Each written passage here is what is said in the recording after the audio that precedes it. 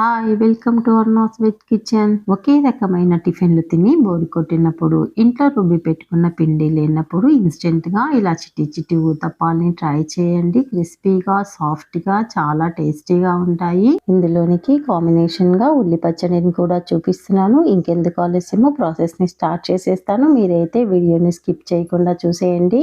ఇందుకోసము mixie జార్లో 1 cup Bombay రవ్వను తీసుకోవాలి. లావుగా ఉన్నా సన్నగా ఉన్నా పర్వాలేదు, మీకు ఏది అవైలబుల్గా ఉంటే అది తీసుకోండి. 1/2 కప్పు పుల్లటి పెరుగును 1 కప్పు వాటర్ని వేసి మిక్సీ పట్టుకోవాలి. ఈ బ్యాటర్ని ఒక బౌల్లోనికి ట్రాన్స్ఫర్ చేసుకొని టేస్ట్కి సరిపడినంత ఉప్పును 1 స్పూన్ జీలకర్రను వేసి కలుపుకోవాలి. స్టవ్ పైన కడాయిని పెట్టి 2 స్పూన్ల ఆయిల్ని వేసుకొని 1 స్పూను శనగపప్పు, 1 స్పూను మినపప్పు, 1/2 స్పూను జీలకర్ర, 1/2 స్పూను ఆవాలు వేసి అవి వేగిన తర్వాత సన్నగా కట్ చేసుకున్న ఉల్లిపాయ ముక్కలను, కట్ చేసిన పచ్చిమిర్చిని, క్యారెట్ తురుమును వేసుకొని హై ఫ్లేమ్ మీద 2 మినిట్స్ మాత్రము వేపుకోవాలి. ఎక్కువగా వేయించాల్సిన అవసరం లేదు, పచ్చి వాసన పోతే చాలు. మీరు ఇంకేవైనా వెజిటేబుల్స్ని యాడ్ చేయాలి అనుకుంటే సన్నగా కట్ చేసి యాడ్ చేసుకోవచ్చు. వేపుకున్న ఈ పోపును రవా మిక్స్లోనికి వేసుకొని కొత్తిమీర తురుమును కూడా వేసుకొని కలుపుకొని 10 నిమిషాల పాటు పక్కన పెట్టాలి. ఈ లోపల ఉల్లి పచ్చడిని చేసేసుకోవచ్చు.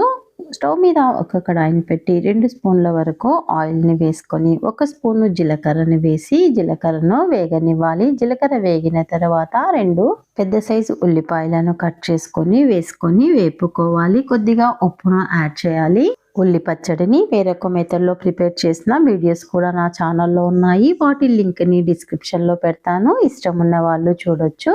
ఉల్లిపాయ వేగిన తర్వాత 1 స్పూను కారాన్ని, కొద్దిగా చింతపండును, 1 కట్ట కొత్తిమీరను వేసి 2 నిమిషాల పాటు వేపుకోవాలి. తర్వాత స్టవ్ ఆఫ్ చేసి చల్లారిన తర్వాత మిక్సీ జార్లో వేసుకొని కొద్దిగా ఉప్పును బెల్లాన్ని యాడ్ చేసుకోవాలి. ఆల్రెడీ కొద్దిగా ఉప్పును ఫస్ట్లో వేసాము, ఇప్పుడు చూసి అడ్జస్ట్ చేసుకోండి. వెల్లుల్లి తినేవాళ్ళు వెల్లుల్లిని కూడా వేసుకొని మిక్సీ పట్టుకోవచ్చు.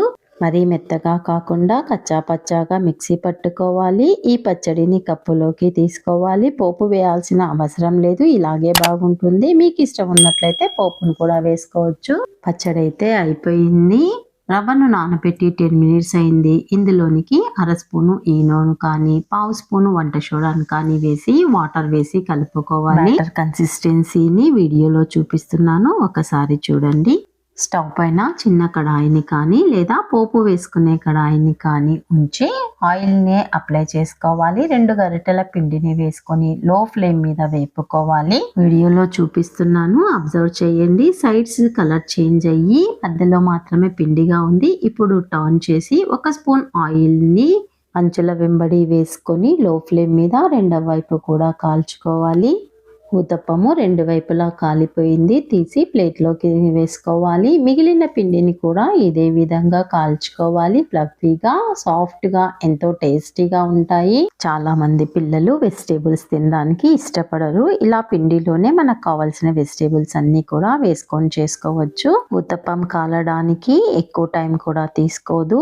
ఈజీగా మార్నింగ్ ఈ బ్రేక్ఫాస్ట్ ని ప్రిపేర్ చేసుకోవచ్చు. రెగ్యులర్ గా తినే టిఫిన్స్ బోర్ అనిపించినప్పుడు వెరైటీగా ఇలా వెజిటేబుల్స్ వేసి చిట్టి చిట్టి ఊతప్పాలని ట్రై చేయండి. ఎలా వచ్చిందో నాకు కామెంట్ చేయండి. ఇందులోనికి పల్లి పచ్చడి, కొబ్బరి చట్నీ ఏదైనా చేసుకోవచ్చు, అది మీ చాయిస్ అండి. ఊతప్పంను కట్ చేసి కూడా చూపిస్తున్నాను చూడండి ఎంత సాఫ్ట్ గా వచ్చాయో. నేను చేసిన ఈ రెసిపీ మీకు నచ్చినట్లయితే లైక్ చేసి మీ ఫ్రెండ్స్కి రిలేటివ్స్కి షేర్ చేయండి. ఫస్ట్ టైం నా ఛానల్ని చూస్తున్న వాళ్ళు, ఇంతవరకు సబ్స్క్రైబ్ చేసుకొని వాళ్ళు సబ్స్క్రైబ్ చేసుకొని బెల్ సింబల్ని నొక్కి యాక్టివేట్ చేయండి. ఫర్దర్గా నేను పెట్టే వీడియోస్ అన్ని మీకు నోటిఫికేషన్ రూపంలో వస్తాయి. ప్రతి వీడియోను మీరు ఎంజాయ్ చేయగలుగుతారు. Thank you for watching.